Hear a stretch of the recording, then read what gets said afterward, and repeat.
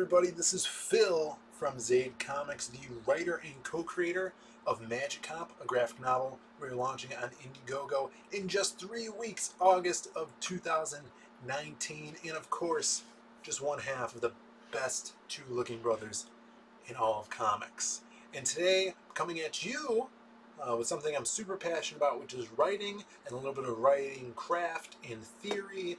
Just going to be me talking in this video and dropping, hopefully dropping some knowledge on you, that something you haven't thought about. And let's just get right into it. So the thing that really made me want to make this video is there was a question posed on Twitter this past week by a comic writer by the name of Northcott. And she tweeted out, she said, I wonder why, even though, mainstream characters in comics or new characters, when old characters get revamped or they come up with new characters, they don't seem to do as well as some classic characters. And specifically, she pointed out Batman. Why is Batman selling the highest selling character in comics, basically, but the big companies can't come up with new characters that sell that well, or rehashing some of these classic characters to bring them into the modern age, and they don't do as well. Now, I typed out a reply to this tweet because I thought it was a very interesting tweet. I thought about it for a little bit, and I typed it out, and I hit tweet, and apparently she had taken the tweet down. So I don't know, maybe she had a second thought about it. I'm not sure, but she took the tweet down. But it had me thinking, and I wanted to get my tweet out there, but there was nothing to reply to, so it didn't happen. But I'm going to share with you guys what I think and why Batman does so well even after 75 years of being Batman, being published in comic books and pop culture and movies. I think Batman does well for the same reason that Keanu Reeves is such a popular actor. A few years back, there was a video that someone came out with explaining why Keanu Reeves, even though he's not the best actor, he's so popular and everybody really likes the things that he's in and the way he portrays characters. Is because him and Batman are kind of a blank slate. They are I should say Batman specifically at his core is a human with no supernatural abilities that has been wronged and, wants to make a change, wants to enforce this justice. And he does it by his own means. He doesn't, hasn't been hit by radioactive waves. He's not an alien. He didn't get bitten by any crazy creatures, and he's not a mutant.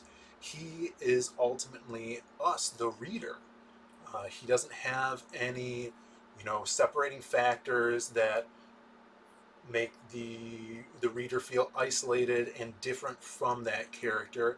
Because ultimately, if that happened to us, and we had the means, the human means, nothing supernatural about it, we might be able to do that. And it's basically like a classic hero story where you're this person, it's a human, something happens to them and they have to go and do something, and they do it by their own accord. And it's those stories that taught man how to be a better, better humans and better in their life and strive for things. So Batman, he's a tool to tell these stories, these really cool stories, and they reflect the reader. Authors really haven't changed him that much. He's still the Batman that we know and love, throughout the 80s, the 90s, and today. Nothing dramatic has happened to the character. He's still Bruce Wayne. And I think that is a key to the sales doing so well. No one's making him into a different character. They're not cutting off his leg. They're not, doing anything drastic to him. Even though in recent adaptations, Tom King telling the stories, he's taken some liberties and actually changed the character, forcing readers to, have some backlash a little bit, with Batman punching Robin in the face for no reason, like making him this unstable guy, which has really turned off the fans from his story arc that Tom King has been writing. But yeah, so in my eyes, he's a blank slate. He is me. He is you. He is anyone. Um, and so that's what I think about Batman. And I wanted to talk about uh, the thematics in writing, especially comic book writing. That just popped into my head about that Batman thing. Wanted to share that with you. What do you guys think about that? Do you think, do you have the same opinion as me on Batman? Why do you think he sells so much? Of course, his whole, he's got 70 years behind him. That character is going to sell, but there's characters that are like that don't sell as well. Characters that are almost as old as Batman, they're not doing as well. Another thing, so because this is about comic writing, and I want to do more videos about writing in general, because I love writing. I love telling stories, and I love sharing thoughts about it. I don't have a lot of people to, drop what's in my head in their lap and just converse about writing. So I think I'm going to make some more of these videos, because my other writing videos do pretty well. If you guys haven't checked them out, I did a video on paneling layouts for writing comic pages and how that can evoke horror or different emotion. So check out my other writing videos. But we're going to talk about theme, because theme is so important in comic writing in my eyes.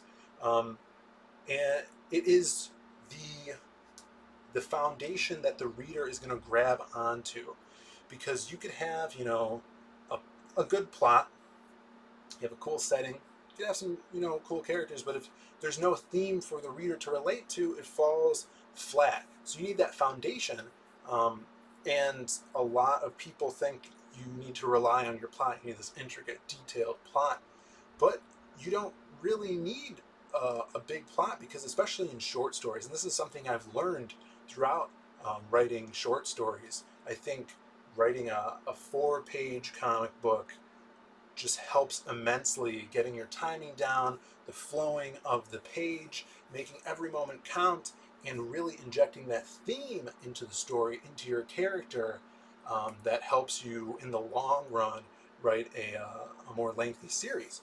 So I did get this book from a friend, Right or Wrong by Dirk Manning, a writer's guide to creating comics.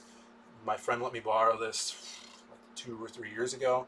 I have not given it back, and I have not finished it. But I read a pretty good amount of it, and the main thing that I took away from it is a lot of interesting things about where to find artists if you're a writer and you don't know where to find one. It's a little outdated, because it has, this was made in the days of like digital webbing. I know that's still a website, and I did try to find some artists on there, but I didn't have any luck with that. But Dirk talks about how important theme is. It lets the reader relate to a character. What's the really theme of your story? What's the theme of your character? And I want to specifically talk about that in relation to something I heard Scott Snyder say. Scott Snyder is a comic book writer. He did infamous run on Batman the New 52. And he's done, American Vampire. He's done some Justice League stuff, Justice League Metal. And, I really enjoyed his Batman run. That's, I think, the only thing I've read of his, except for a little bit of American Vampire. But he was doing an interview I was watching, a few months ago, and he was saying the way he writes, he tries to put his own fears into the character. So a theme that you could relate to, so you know what your character's going through. And fear, fear is a very common theme. Everybody has been scared. Everyone's felt anxious before. Everyone has different darknesses that they're afraid of. And putting that into a character makes them more relatable and bumps up the theme of the story, or the theme of the character, I should say, and grips your reader in there. And this really helps, especially with characters that are supernatural, right? I have a character that for my next project, I've been writing him for years, but he's a character by the name of Wildcard. He's an immortal sorcerer that lives throughout all of time. He was born in Merlin times. He was his apprentice. He grew up, and he basically doesn't age. So I could throw him into any time frame, but it's like a character that's immortal. He can't die. How am I going to relate to that? How are you going to relate to that, right? So you want to hit home with that theme, and even though he has no weaknesses, he still has the mind of a human, and he has those weaknesses that come with it. So what I did to make him more relatable is, since he's lived throughout this thousands and thousands of years, what would his weakness be? Well, he has all those memories that he's lived with, the people, the relationships he's had, the friends he's met and had and lost. So maybe he has regrets. Maybe he didn't spend enough time with someone that he really misses, and he doesn't have that time anymore because that was 100 years ago. So it's, when you're building a character and when you're building stories, you need to have those themes that your reader can grip onto, that make them these great characters. That even though it's like, wow, this character is immortal, maybe I have someone in my life that I miss, and I regret, not doing, spending more time with, or something like that. And he has to live with those memories for eons because he can't die. And those are the things that haunt that character. So when you're building a character, you want to think about that. You want to get into that character's mind and have that character tell you how they feel about things. And, if I'm writing Wildcard in a different story, I want to put him in a situation, and I want to think of what he's thinking about then. And maybe bring that out through the story to connect with the reader. Because if you don't, working with magic, working with the supernatural, characters like this, very hard to relate to. Even Superman, right? You have a character like Superman who is a god. And how are you going to relate that to a human? But Superman is more human than a lot of humans in these stories because he's grew up on Earth. He has a family. He doesn't feel like he's a god. He doesn't really know he's a god. But again, he is. So, like I said, when you're writing, just think about themes. How can you connect your character to the reader?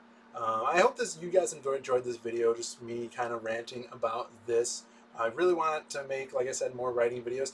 And if you guys like this video, give it a like, hit that notification button. We're doing a lot more streams, so you can come in and chat with me while I'm lettering my comic, or my brother is drawing the comic. Yeah, subscribe, comment below. Let me know what you're thinking. And you guys will see more of Wildcard in the future. He's an awesome character. He's probably my most favorite character to write, because I could throw him fighting any mythical monster in any timeline. It's so awesome. Go over to my Instagram account. It's in the description down there. And I have a whole story that is about Wildcard. It's called The Lost Pages, and you can watch like little clips of art that is being drawn for my next project called The Lost Pages. And then also go over on Twitter to my the Zaid Comics account. Check out Magic Cop. And if you go to zaidcomics.com, you can get a free issue of Magic Cop right now to read. Check that out. We're launching in 3 weeks. It's crazy, I know. So I hope you guys check out the page and support us. This is my passion, and I hope you guys can tell that. We want to bring so many better videos for you guys to watch, keep you entertained, and get you these sweet, sweet comics. So thanks for watching so much. We will see you